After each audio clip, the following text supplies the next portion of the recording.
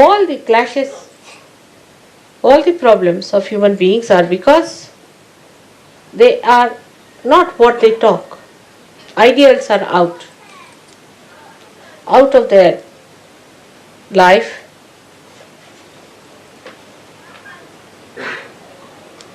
That is how a Sahajogi will show himself up compared to anybody else. Take an example, say, of Abraham Lincoln. Alright? Abraham Lincoln believed that everybody must have freedom and the government should be for the public, for the people. Whatever he taught, he practiced it. Whatever he believed in, he worked it out. Gave his life for it. That's why he's a great man. Think of Mahatma Gandhi. They were not like Christ incarnations.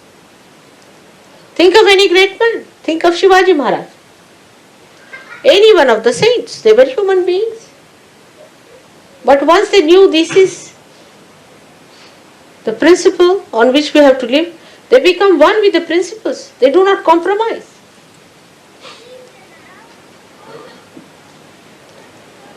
So what Sahajogi has to be, that we should understand. A Sahajogi is a person who has got realization through the Kundalini. And Kundalini is the motherhood in you. Is the caring, nourishing power. But mother will never compromise with the son. If he wants to kill somebody, she'll say no. I mean, a real mother. She will even shoot that son who tries to do wrong things. In the same way, if you become the mother of yourself, then you have to look after yourself in the same manner that you nourish yourself. And all others also. You have to nourish them, care for them, and do not compromise with wrongdoings, unrighteous things, absurd things. So in your meditations, you have to sit down. Now what do you say in meditation? Try to see all the chakras. What chakras are catching? Face it yourself. These might be from your past life. Some chakras are weak. Try to make them all right. Try to strengthen them. Because ideals have to be worked out, the instrument has to be all right. If the instrument is a crazy one, how will you do? So first of all, you must develop your instrument properly. It should be balanced, powerful, not cowardly. People should feel your power. Of course, the power is of love, but love doesn't mean that you compromise with all the nonsensical things. There should be no compromise at all. It's a very self-certifying state. You cannot say when it is so. You just cannot say. Itself, the state will certify that I am all right now. I have reached that state. You cannot say after 5 hours, 3 minutes, 2 seconds, you will become that. You just mature and you see that maturity within you.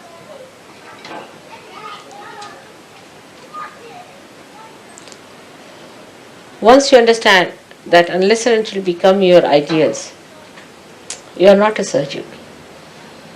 Everybody can call themselves Sahajogi. There's no inauguration. We don't have any sort of a inauguration of a university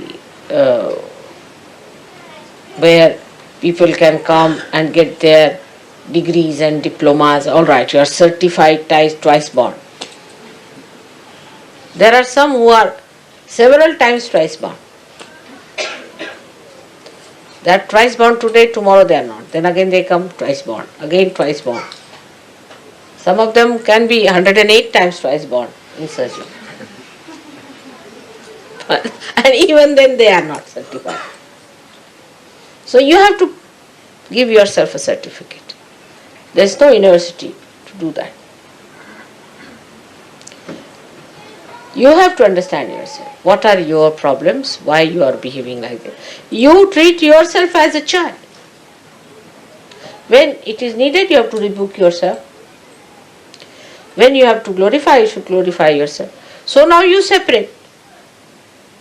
You become the mother, the spirit is the mother, and you, whatever you are, which has to grow, is the child. Mother is the ideal. She is the inspiration. She is the power. And the child is the recipient. If the child is an obstinate fellow, then you can't do anything about it. Also find out. You might be one of them. I know who are they like that. There are many. And you can find them out in no time. Obstinate fellows, if they live with 10 people, suddenly we hear reports of their existence. They are quite eloquent. Even if they are not talking a word, people can tell you, I had a fight with such and such. That person said such and such thing to me. That person was so cruel to me. That person demanded this. You know which person it is, where. You see, as diamond can be made out, thorns can be made out also anytime you go near the thorn, anyone. Without exception, it will bite everyone. It is not going to spare, it's a thorn. So thorn has to be a thorn. But if you are a Sahajogi, you have to be a flower. And a strong flower. And an eternal flower that always grows, does not fade. Always growing, never fades. Such a flower you have to be.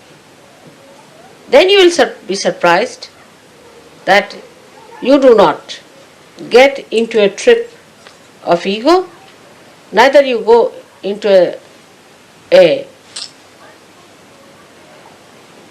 complete collapse of super-ego.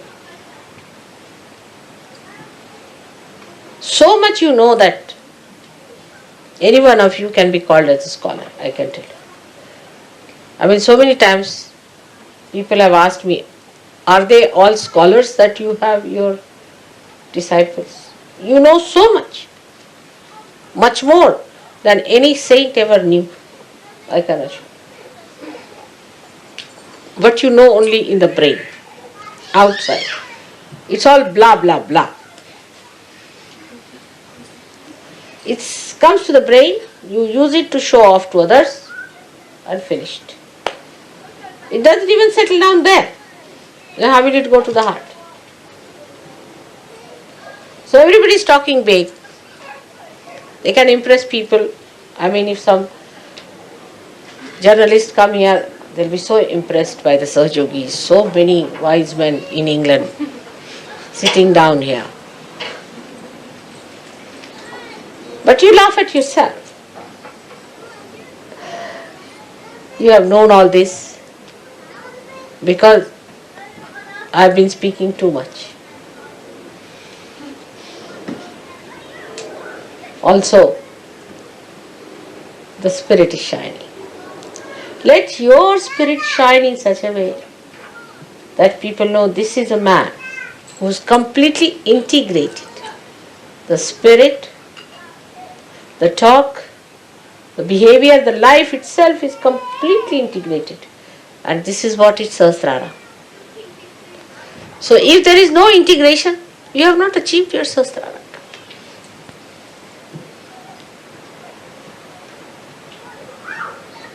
There will be no need to pull your ears. A day should come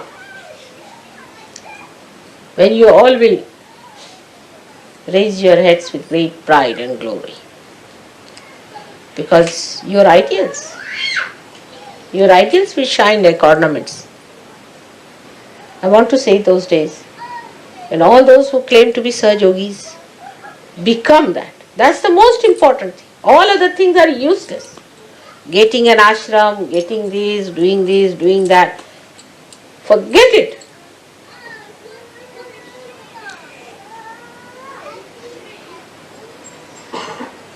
What you have to manage is this child which has to grow, who is still naughty, sometimes tries to misbehave.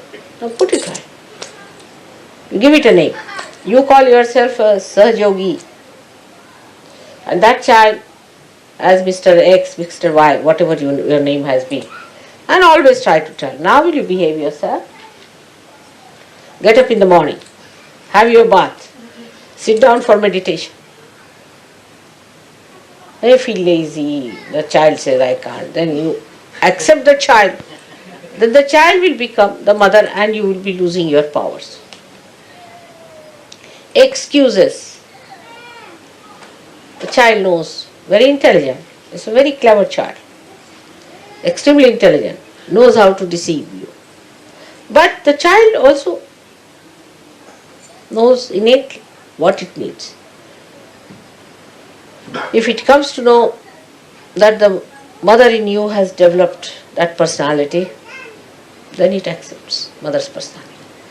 But if the child knows the mother herself is weak, then he starts taking advantage of the mother. So you have to not fight yourself,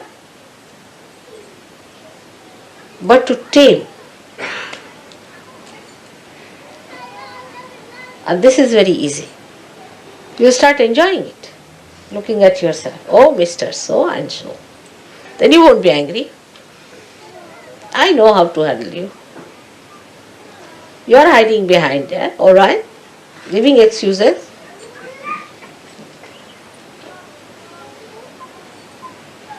And the child grows big. So big that mother sees that and is amazed.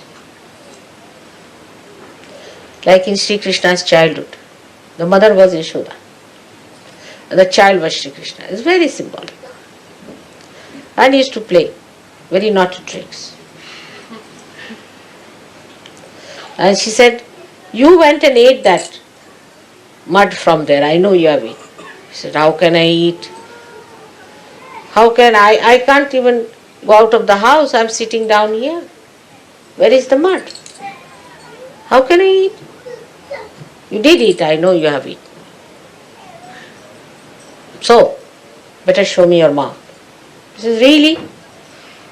And then the mouth opens and the complete Vishwasvarupa. Complete vision of the whole Vishwa she sees. And the mother falls at his feet. That's what it should be. This mother has to fall at the feet of the child that has grown. So remember that no argument, no explanation. Mother is forgiving. She'll forgive you everything. You know that. Anything you do, I'll forgive you. Even if you murder me, I'll forgive you. But you won't be able to forgive yourself. So allow that child to grow.